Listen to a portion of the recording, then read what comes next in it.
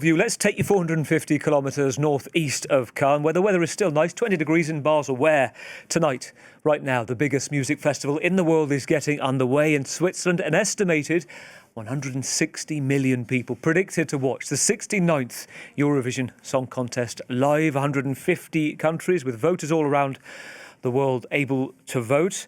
And also, according to the Eurovision Song Contest organisation, 600 billion social media interactions last year. That is how big it is. The turquoise carpet is rolled out, thousands gathering inside, outside the venue too, as you can see. There are people turning up, as they do each year in each venue, without tickets. Just be part of that spirit. Streets closed off, village parties taking place in different parts of Europe as well. 26 countries in the final, 20 making it through the semis, 6 that have paid their own way to be there. The clear favourite is Sweden's Bara Bara Bastu, Let's Just Sauna it's called. Before we head inside St Jakob's Hall Arena for the grand final and speak to someone key to what's going on inside, let's hear from some of the runners and riders tonight.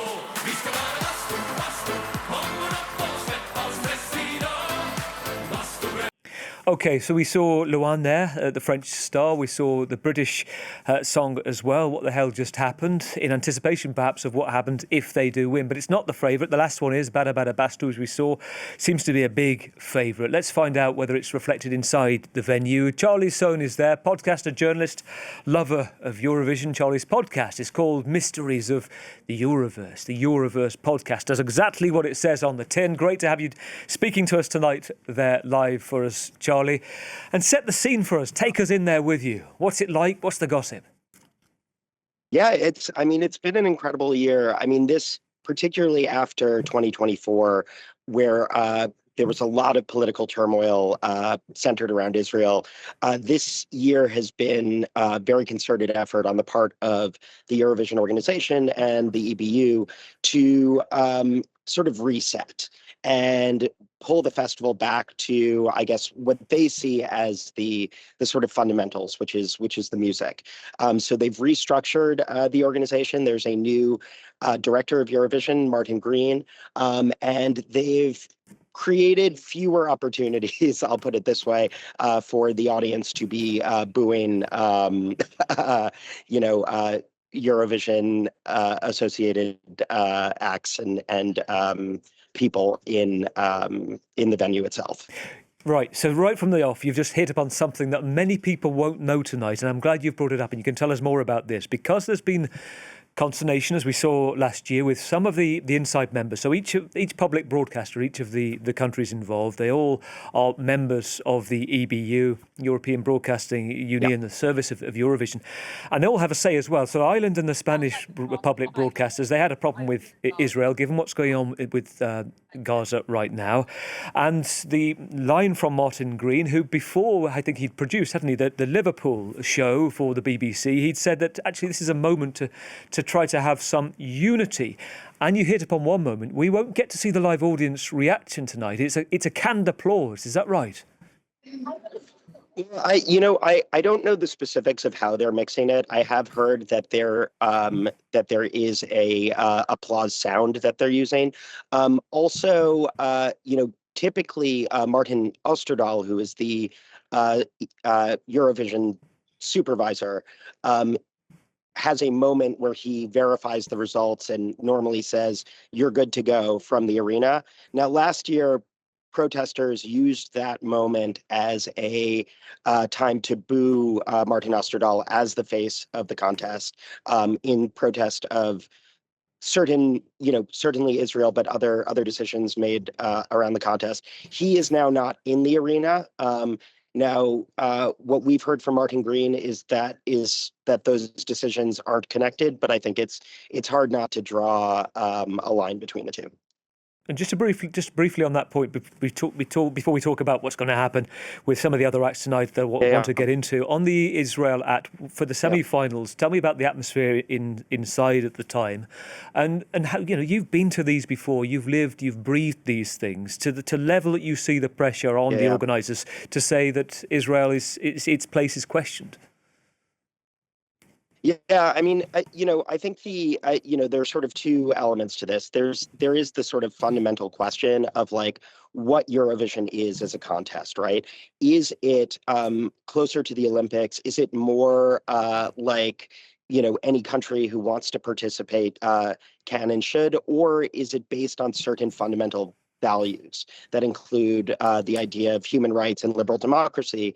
And what the organization says right now is that if the public broadcaster, that it's not a competition among countries, that it's about public broadcasters. So Khan, the Israeli public broadcaster, for instance, is an independent public broadcaster. It has been critical of the Netanyahu government, and therefore they stay in, whereas Russia, whose broadcaster RTR is a propaganda outlet, got kicked out. The thing that makes that hard to buy into is that nothing changed about RTR when Russia was kicked out of Eurovision. It was that Russia invaded Ukraine. And similarly, the show opens with a flag parade, the finale, and they're not waving the flags of the public broadcasters. They're waving the flags of the countries that these individual artists represent. So I do think the contest is still sort of searching for a way to talk about why they make the decisions that they do. Now, on the other side, just from the ground, it is a lot less contentious here this year. I think a lot of the intensity of the protests have died down just because people are, frankly, I think, a little bit exhausted. But, there was, I saw the evening preview of the grand final last night. There was definitely booing in the arena for the Israeli act. So I think this is going to be an issue that Eurovision is going to have to continue to navigate as it tries to figure out what it actually is as a contest and what it represents. Now, Charlie, if we're listening to your podcast, or if we're just, let's say, for example, everybody listening to you and watching you right now, you're sitting with us this evening. At what point are you going to say, you need to watch right now? And what point are you going to say, put the kettle on, make a cup of tea, this isn't any good? Yeah, well, I have to say this year, the music, I mean, I think it's an unusually strong year. So I don't have many moments where I would encourage people to turn off the broadcast. But in particular, I think, I sort of thought of three numbers that kind of represent different things that Eurovision does really well. There's the song from Luxembourg, La Poupée Montélesson. And this is, Luxembourg is back in the contest for the second year after 30 years of being away. This song is actually written by two French theater writers who are pretty prominent, Ludovic Vidal and Julien Salvia. And you can really see a real narrative to the song, and you see their sort of theatrical background, like really sort of strengthening the storytelling of it. It also is a callback to this iconic France Gall song, which won Eurovision for Luxembourg in 1965. So for Eurovision fans, I think it's a really cool moment. Now, a song that's been getting a lot of buzz is Ich komme. So Ich komme is the Finland song. It's Erika Vikman. She actually was a very prominent Finnish tango singer, but she sort of developed this brand of like very sexually empowering, sexually forward music. Ich komme means I'm coming, and it's not even a double entendre. Charlie. Okay, two things, right? Let's first start. We're gonna listen to the Luxembourg song in a minute, but on that entry for Finland. She's Yeah. sitting on an exploding microphone, I think I'm right in saying as well, when she's shouting this. Yes. So my question to you is this. In the days for the Brits watching this and time gone by, kind of the golden era as many see it, and Terry Wogan used to present, and he once walked away saying it wasn't a family show as much anymore. Is it still a family show to watch, or are there moments where children literally have to leave? So they've been very conscious to keep it, to keep everything, to keep it as much of a family show as they can. I think this is another place of a dual identity for Eurovision. On the one hand, you do have the tradition of it as a family show. Now, a thing that Terry Wogan was responding to also was the increasing prominence of gay acts at Eurovision, frankly. And what the brand that's developed over, I'd say the past 10 or 20 years is that there's now a segment of the fandom that interacted with Eurovision, like in a way where they saw gay sexuality in some way referenced or a gay kiss shown to them for the first time. So it's now got this dual identity as like, the Terry Wogan show that, your grandma sits down and watches. And also, Conchita Wurst, who won for Austria, a bearded drag queen, even going back to like, I think basically back to the 80s, you started to see really like gay representation at Eurovision. So out gay representation, I should say. So, it's kind of two things at once or multiple things at once, which I guess you would expect from a contest that has nearly 200 million viewers worldwide. Right, so take a listen. It's a very good answer, very good way of putting it, actually. This kind of multi-screens, but it's difficult to navigate if you're a parent. This is the Luxembourg entry that you spoke about, a potential dark horse for this race. Let's take a look.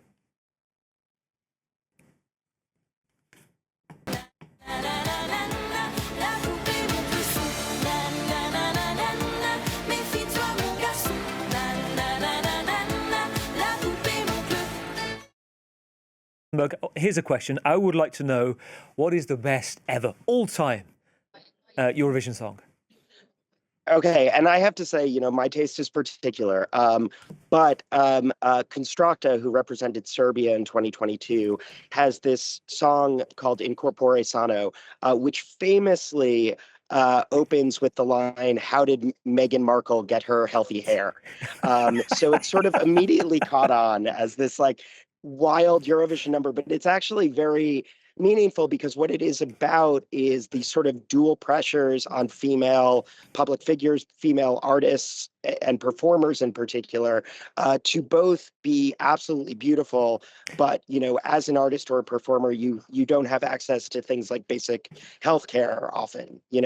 So she's sort of playing with these sort of beautiful public figures and using that as a way to talk about something like really serious. So it's kind of the perfect Eurovision song in a way, in that it is both very over the top in certain ways, but also really thought through. And it's a great one. I recommend people check it out. By the magic of France 24, let's take a listen to your all-time favourite.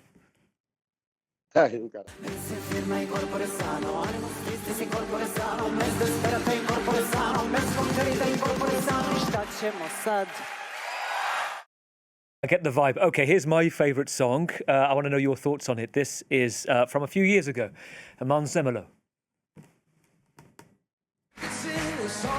Don't say a word, don't make a sound. It's life's creation. Only worms turn into butterflies. Wake up and turn this world around in appreciation.